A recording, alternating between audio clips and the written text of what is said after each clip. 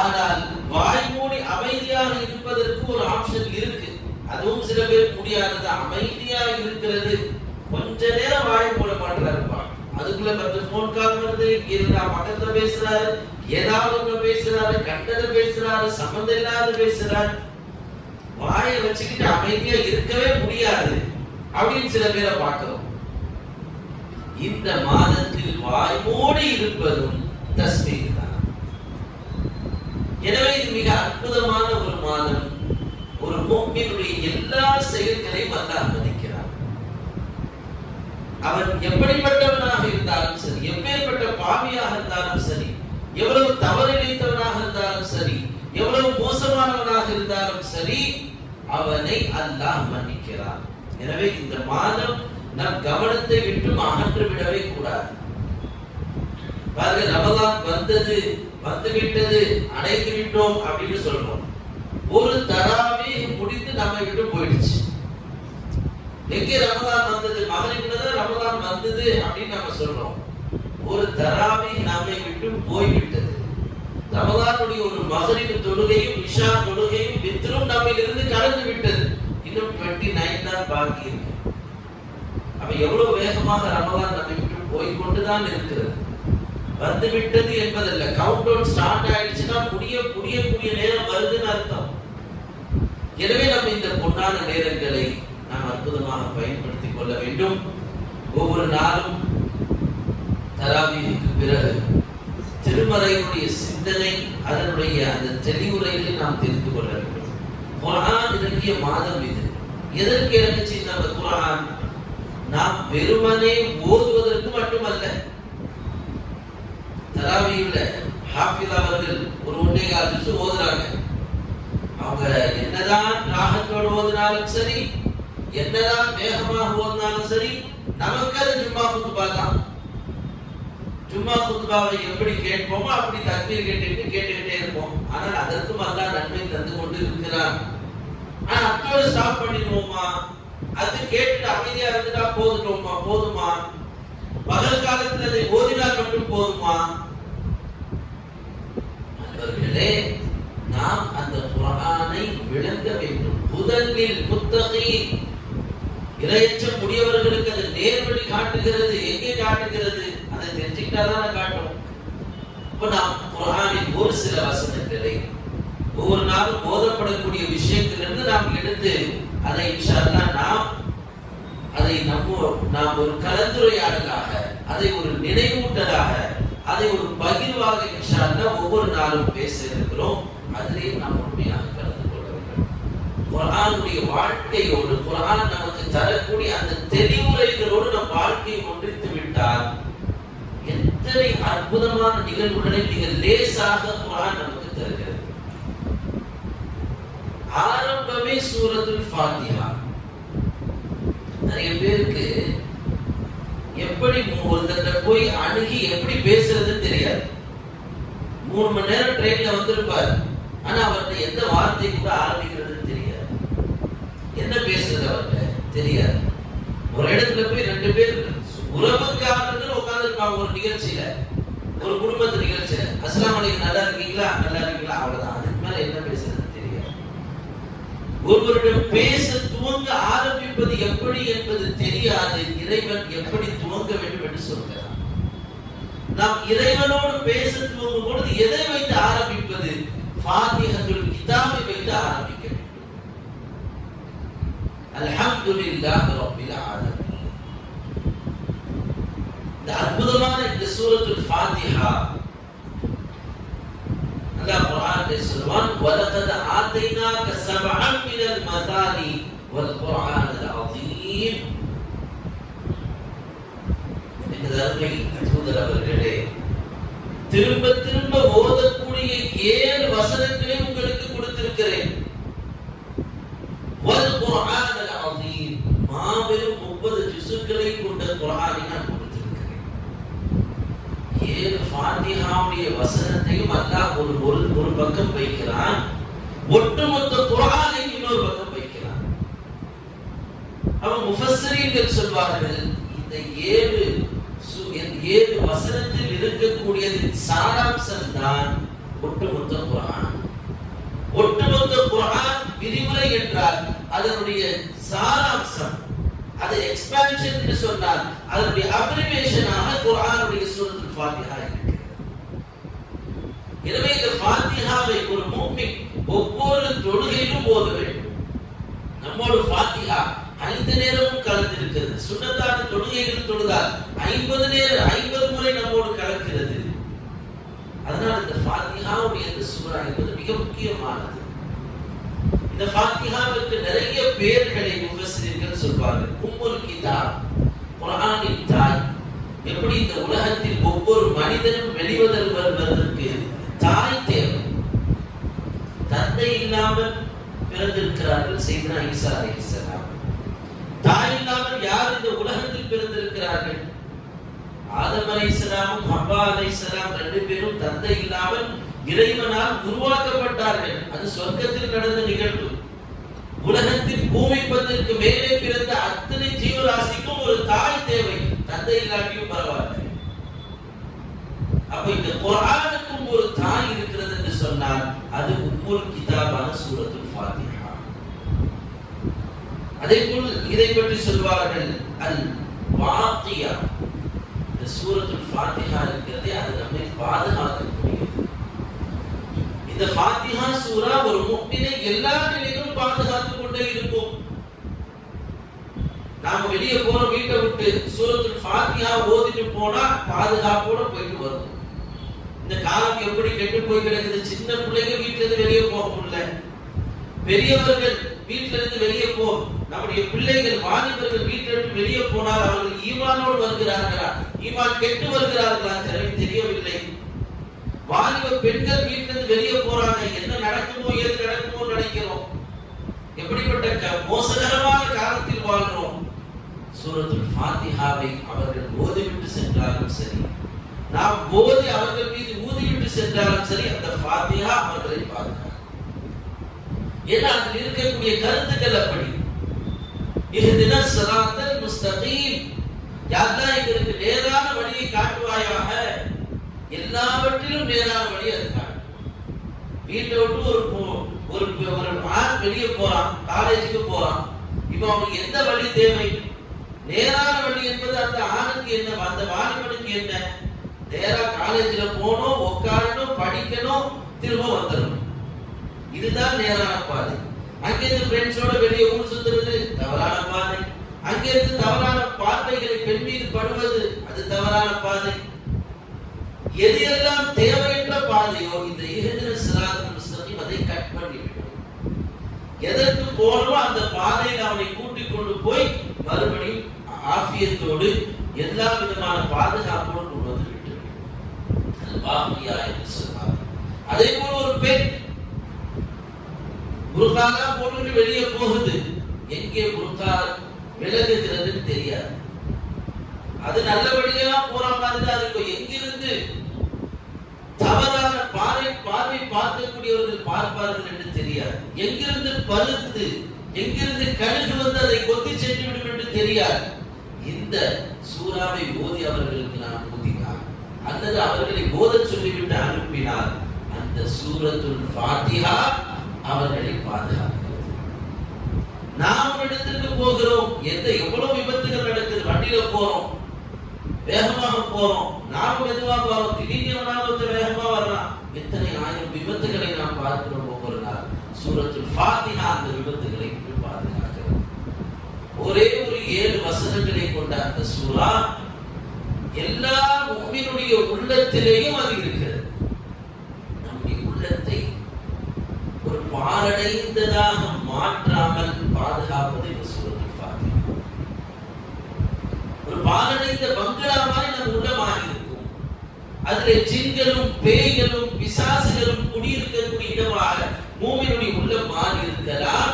ஆனால் இந்த சூரத்துல் ஃபாத்திஹா ஒரு முஃமின் உள்ளத்தை அலங்கரிக்கிறது. பெருமானார் ஸல்லல்லாஹு அலைஹி வஸல்லம் அவர்கள் சொன்னார்கள், மன் லைஸ ஃபீ கல்பிஹி ஷைஉம் மினல் குர்ஆன், யாருடைய உள்ளத்தில் குர்ஆனில் ஒன்று கூட இல்லையோ அதுக்கல் பைத்தில் மஹ்ரப் அவ் கமா கால அலைஹிஸ்ஸலாம், அது ஒரு பாழடைந்த வீடை போல.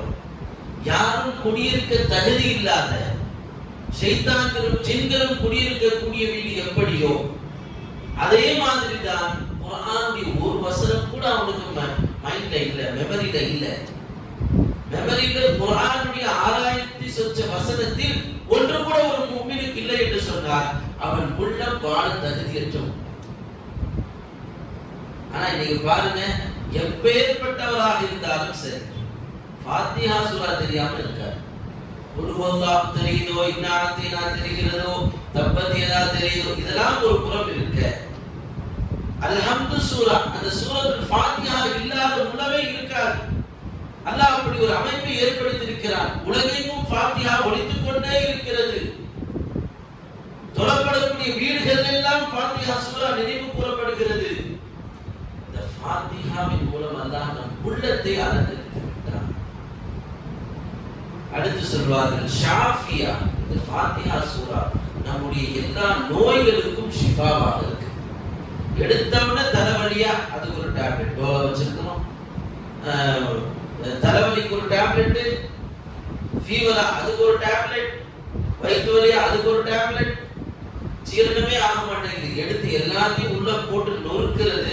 அப்புறம் அது உள்ள போய் எங்கேயாவது இங்க மாட்டிக்கும், ஒரு கறி இங்க மாட்டிக்கும், ஒரு ஃப்ரைட் ரைஸ் அங்க மாட்டிக்கும், எல்லாம் போய் மாட்டிக்குது. அதுக்கு ஒரு பேன் பட்டியை போடுங்க, அதை போடுங்க. எந்த பிரச்சனை உடலில் வந்தாலும் எடுத்தோடனே இந்த கலர் கலரான அந்த ரவுண்டான பொருள் தான் சிந்தனைக்கு வருகிறது. பெருமானார் ஸல்லல்லாஹு அலைஹி வஸல்லம் சொல்றார்கள், ஃபாத்திஹத்துல் கிதாப் ஷிஃபாஉன் லிகுல்லி தாஇ. இந்த ஃபாத்திஹத்துல் கிதாப் இருக்கிறது, சூரத்துல் ஃபாத்திஹா, எல்லா நோய்களுக்கும் அது நிவாரணம் இருக்கிறது. எப்படிப்பட்ட நோயாக இருந்தாலும் சரி அதற்கு சூரத்துல் ஃபாத்திஹா தான் நிவாரணம். ஸ்கூல்ல ஆரம்பத்தில் என்னுடைய கரியர் ஒரு இஸ்லாமிக் ஸ்கூல்ல டீச்சரா இருக்கும்போது அங்க ஒரு அரபிக் டீச்சர் சொல்வார், ஹஸ்ரத் நான் எந்த ஒரு திடீர்னு தலைவலிக்கும், திடீர்னு கடுமையான ஜுரம் வரும், நான் எதுவுமே செய்ய மாட்டேன், ஃபாத்திஹா சூராவை ஓதி ஓதி நான் ஊதிக்கொள்வேன், எந்த மெடிசினுமே நான் எடுத்ததே கிடையாது. ஃபர்ஸ்ட் ரெமடியே ஃபாத்திஹா சூரா தான். எங்கேயாவது கொஞ்சம் ரொம்ப அலைச்சல் போயிட்டு வந்து உடம்பெல்லாம் அடிச்சு போட்ட மாதிரி இருக்கா, அதுக்கு ஒரு பெயின் கில்லர் போடுவோம்ல, என்னுடைய பெயின் கில்லரும் ஃபாத்திஹா தான், பெயின் ரிலீஃபும் ஃபாத்திஹா தான், எனக்கு ஜுரம் வந்தால் மருந்தும் ஃபாத்திஹா தான். இந்த ஃபாத்திஹா சூராவை ஓதினால் என் மேல் ஊதிக்கொள்வேன், அது என்னை அந்த ஜுரத்திலிருந்து, அந்த நோயிலிருந்து, அந்த வலியிலிருந்து என்னை பாதுகாத்து விடும் என்று சொல்வார்கள். ரொம்ப அற்புதமான ஒன்று. இன்னொரு அறிவிப்புல பெருமானார் ஸல்லல்லாஹு அலைஹி வஸல்லம் சொல்வார்கள், சூரத்துல் ஃபாத்திஹத்து ஷிஃபாஉன் லிகுல்லி சம் அவ் கமா கால ரைஸா. விஷமாக இருந்தாலும் சரி, ஒரு விஷமுள்ள பொருள் இருக்கிறது, அதை கூட நாம் ஃபாத்திஹா சூரா ஓதிவிட்டு சாப்பிட்டால் அந்த விஷத்தினுடைய எந்த பாதிப்பும் நமக்கு வராது. இன்னைக்கு நம்ம சாப்பிடும் பொழுது பிஸ்மில்லாஹ் சொல்றதே கஷ்டமா இருக்கு. போன பேசிக்கிட்டே வரோம், ஹலோ சொல்லுப்பா, ஆமா ஆமா உட்காருங்க, அப்படியே தட்டு வருது, அப்படியே சாப்பிடுறோம், அப்படியே கிளம்பி போறோம். என்ன நடக்குது, சாப்பிட்டோமானே தெரியல. சமீபத்துல வந்த ஒரு வீடியோவை பார்த்தா அவன் போனை பார்த்துக்கிட்டே வந்தான், வந்து ஹோட்டல்ல உட்காந்துட்டாங்க. அவன் முன்னால் ஒரு எச்சில் தட்டை கொண்டு வந்து வைக்கிறான். ஒரு 10 நிமிஷம் கழிச்சு சாப்பிட்டீங்க இந்தாங்க பில்லு அப்படிங்கிறான். அவன் போனை பார்த்துக்கிட்டே வந்தவன் அப்படியே வந்தா, அப்படியே ஹோட்டல்ல உட்காந்து அப்படியே பார்த்துட்டே இருந்தான். நான் இது கொண்டு வாங்க அப்படின்னு சொல்லிட்டு அப்படியே பார்த்துட்டே இருக்கான். இங்க பார்த்தா வேற எச்சி தட்டை மட்டும் வச்சு அவன் எக்ஸ்பெரிமெண்ட் தான் பண்ணான். ஆனா அது சக்சஸ் ஆயிடுச்சு. 200 ரூபாய் பில்ல கொண்டு வந்து நீட்டினான். என்னப்பா சாப்பாடு எதுவும் வரலையே, நீதான்ப்பா சாப்பிட்டுக்க பாரு. போனை பார்த்துக்கிட்டே இருந்தா நீ ஆர்டர் பண்ணதும் தெரியல, சாப்பிட்டதும் தெரியல. சாப்பிட்டு பில்ல கொடுக்காம என்னப்பான்னு கேட்டுட்டு இருக்கிற, பில்லை கட்டிட்டு போனவன் அவன் பார்த்தான், ஒருவேளை நம்ம சாப்பிட்டுட்டோம் போல தெரியுது, நாம தான் போனை பார்த்துட்டே சாப்பிட்டது கூட பார்த்துட்டோமா, உள்ள எதுவும் போன மாதிரி கூட தெரியலையே. எழுந்து போய் அதே போன்ல ஜிபேல 200 ரூபாய் கட்டிட்டு வெளியே போறான். இப்படிப்பட்ட உலகத்தில் பிஸ்மில்லாவே சொல்றது இல்லை. நாம இவ்வளவு பெரிய சூறா ஓதுனா அப்புறம் தொழுவு முடிஞ்சு எப்போ வந்து நாங்க குழுவல்லா ஓதுறது, எப்போ நாங்க சாப்பிட்டு முடிக்கிறது அப்படின்னு நினைக்கிறோம். ஆனால் எல்லா விஷயத்திற்கும் பாதுகாப்பு, எப்படிப்பட்ட உணவை நாம் உண்டு அதில் எந்த பாதிப்பு இருந்தாலும் சரி, சூரத்துல் ஃபாத்திஹா பிஸ்மில்லாஹ் அதில் இருக்கக்கூடிய எல்லா விதமான நோய்களையும் நீக்குகிறது. இன்னைக்கு அரிசியை சாப்பிட்டா சுகர் வருது, அரிசியில் சுகர் இருக்குங்கிறாங்க, கொலஸ்ட்ரால் இருக்குங்கிறாங்க, பிபி இருக்கிறாங்க. எப்படி அது? முன்னாடி இருந்தவங்க அரிசி தானே சாப்பிட்டாங்க. அவர்களிடம் இருந்த அந்த ஈமானும் இஸ்லாமிய வழிமுறைக்கு இன்னைக்கு ஈடுபட்டு போய்விட்டது. நாமும் அதே போல் உணவை பிஸ்மில்லாஹ் சொல்லி ஃபாத்திஹாவை சொல்லி சாப்பிட்டால் அல்லாஹ் நமக்கும் அதில் ஷிஃபாவை தருகிறார். வீட்டில் பெண்கள் சமைக்கிறார்கள், சமைக்கும் போதும் இந்த ஃபாத்திஹா சூராவை ஓதிவிட்டு ஆரம்பிக்க வேண்டும். ஃபாத்திஹா என்பது எல்லாவற்றினுடைய ஓபனிங் அதுதான். சமைக்க ஆரம்பிப்பது ஒரு ஆரம்பம் தானே, அதற்கும் சூரத்துல் ஃபாத்திஹா தேவை. எல்லா நிகழ்வுகளிலும் இந்த ஃபாத்திஹா சூரா இருக்க வேண்டும். அது அந்த உணவிலே பரக்கத்தை ஏற்படுத்துகிறது, நம் செயல்களில் பரக்கத்தை ஏற்படுத்துகிறது. ஃபாத்திஹாவோடு ஒரு பெண்மணி சமைக்கிறாங்க, எப்படி இருக்கும்? பிஸ்மி சொல்லி குர்ஆனுடைய வசனத்தை சொல்லி சமைக்கும் பொழுது அந்த சமையலும் அந்த உணவும் பரக்கத் பொருந்தியதாக மாறிவிடுகிறது. சமீபத்தில் ஒரு விஷயம் ஒருத்தர் டிஸ்கஸ் பண்ணிட்டு இருக்கும் போது சொன்னாங்க, சாப்பிடும் போது சமையல் செய்கிறாங்க பாருங்க, அவர்கள் என்ன சிந்தனையில் சமையல் செய்கிறார்களோ அது கூட சில நேரத்தில் அந்த உணவை சாப்பிட்டவனுக்கு அசர் செய்யும். காந்தியடிகளுடைய ஒரு வரலாறு அவர் சொன்னார். காந்தி ஒரு தடவை ஜெயில இருக்கிறார். அகிம்சை வழிதானே, நான் வயலன்ஸ் தான் அவருடைய கொள்கை. திடீர்னு பார்த்தா அவர் சாப்பிட்டு மதியானம் சும்மா அமைதியா உட்கார்ந்து எதையும் யோசனை பண்ணிட்டு இருக்கிறாரு. இந்த ஆங்கிலேயர்கள் எல்லாம் போட்டு கொலை பண்ணணும்டா என்று சிந்தனை வந்துட்டு, ஒருத்தரை கூட விடக்கூடாது, எல்லோரையும் அடித்து கொல்ல வேண்டும், எல்லோரையும் சுட்டு கொல்ல வேண்டும், ஒரு பயனை நம்ம இந்திய மண்ணில் விடக்கூடாது அப்படின்னு சிந்தனை வந்துகிட்டே இருக்கு. என்னடா இப்படி ஒரு சிந்தனை மாத்திரால் திரும்ப சிந்தனை மாத்திரால் சிந்தனை ஏற்படுகிறது. அப்போ அவருக்கு ஒண்ணுமே விளங்கல. அகிம்சைன்னு சொல்லிதான் ஜெயில வந்து உட்கார்ந்து இருக்கிறோம். ஆனாலும் நமக்கு இப்படி ஒரு சிந்தனை வருது, ஆச்சரியமா இருக்கேன். வழக்கத்திற்கு மாறான ஒரு சிந்தனை. அப்பொழுது அவர் விசாரித்து பார்க்கும் பொழுது எங்க பிரச்சனைன்னு அவர் ஆராய்ந்து பார்க்கும் பொழுது கடைசியாக அந்த உணவை சமைத்தவனிடம் போய் கேட்டார், இந்த உணவை சமைக்கும் பொழுது நீ என்ன சிந்தனையில் இருந்த? ஆமாங்க, இந்த ஜெயில எனக்கு சில பிடிக்காத நபர்கள் இருக்கிறாங்க, அவனை யாரை எப்படி கொல்லலாம்னு சிந்திச்சுக்கிட்டே அதை திட்டம் போட்டுக்கிட்டே இதை நான் செஞ்சேன், இந்த உணவை நான் செய்தேன் என்று அவர் சொன்னார். அப்பதான் கண்டுபிடிச்சார், ஆஹா இவன் பார்த்த வேலைதான் நம்ம அசல் செஞ்சு உட்கார்ந்து. உணவை சமைக்கும் பொழுது எந்த சிந்தனையில் இருக்கிறார்களோ அந்த உணவு நமக்கும் அவர்கள் சிந்தனையை கொடுக்கிறது. அதனால் உணவு சாப்பிடுவதாக இருந்தாலும் சரி, உணவை சமைப்பதாக இருந்தாலும் சரி, எல்லாவற்றிலும் இறைவனின் அருளோடு நல்ல சிந்தனையோடு பிஸ்மில்லாஹ் சொல்லி இது போன்ற நல்ல சூறாவை ஓதி அந்த உணவை சமைக்கும் பொழுதும் சாப்பிடும் பொழுதும் அதில் இருக்கக்கூடிய அருளும் பரக்கத்தும் நம்மில் ஏற்படுகிறது. இவ்வளவு பரக்கத்தாக இருப்பதனால்தான் ஷைத்தானுக்கு இந்த சூறா என்னன்னு பிடிக்கிறது. இப்லீஸ் அர்பஅ மர்ராத் சொல்வார்கள், இப்லீஸ் 4 தடவை சாப்பிட்டு போட்டான். கத்துன்னு கத்துனான். 4 முறை அவன் உலகத்தில் அலறினான். அவனுடைய படைத்திலிருந்து 4 முறை அலறி இருக்கிறான். ஒன்று அல்லாஹ் அவனை சபித்தான் அல்லவா, சாபத்திற்குரியவனை நீ என்னுடைய சமூகத்திற்கு துரத்தி அடிக்கப்பட்டாய் அப்படின்னு சொல்லும் பொழுது அவன் கத்தினான். அடுத்ததாக அவன் சொர்க்கத்திலிருந்து வெளியேற்றினான். அல்லாஹ் அவனை வெளியேற்றினான், ஆதம் அலைஹிஸ்ஸலாமை கெடுத்ததற்கு காரணத்தினான். அப்பொழுது கத்தினான். மூன்றாவது, பெருமானார் ஸல்லல்லாஹு அலைஹி வஸல்லம் இந்த புனித உலகில் பிறக்கும் பொழுது இப்லீஸ் கத்தினான். நான்காவது, இந்த சூரத்துல் ஃபாத்திஹா இறங்கக்கூடிய நேரத்திலும் இப்லீஸ் கத்தினான் என்று நாம் பார்க்கிறோம். எனவே ஷைத்தானை பயமுறுத்தக்கூடிய ஒன்று இருக்கிறது என்றால் அது சூரத்துல் ஃபாத்திஹா. எந்த தௌராத்தில் இது போன்றதில்லை, இன்ஜீலில் இது போன்ற ஒரு சூரா இல்லை, சபூரில் இது போன்ற ஒரு சூரா இல்லை, எதிலுமே இப்படி ஒரு ஃபாத்திஹத்துல் கிதாபை போல் இல்லை. இறுதியாக ஒன்றை சொல்லி முடிக்கிறேன். சூரத்துல் ஃபாத்திஹா நாம் ஓதுறோமே, அல்ஹம்து சூரா இமாம் ஓதுனா 4 பேர் கேட்கலாம், சில பேர் வேற சிந்தனையில் இருக்கலாம். நாமளே ஓதும்போது வேற சிந்தனைக்கு போகலாம். ஆனால் நாம் அல்ஹம்து சூரா ஓதும் பொழுது அல்லாஹ் நம்மை பார்த்து கொண்டிருக்கிறான். நம்மை நோக்கி அல்லாஹ் தன் கவனத்தை திருப்புகிறான். ஒவ்வொரு வார்த்தைக்கும் அல்லாஹ் ரிப்ளை பண்ணிக்கிட்டே இருக்கிறான். அல்ஹம்துலில்லாஹி ரப்பில் ஆலமீன் என்று ஒரு அடியான் சொன்னவுடன் ஹமிதனி அப்தி, என் அடியான் என்னை புகழ்ந்து விட்டான் என்று அல்லாஹ் சந்தோஷப்படுகிறான்.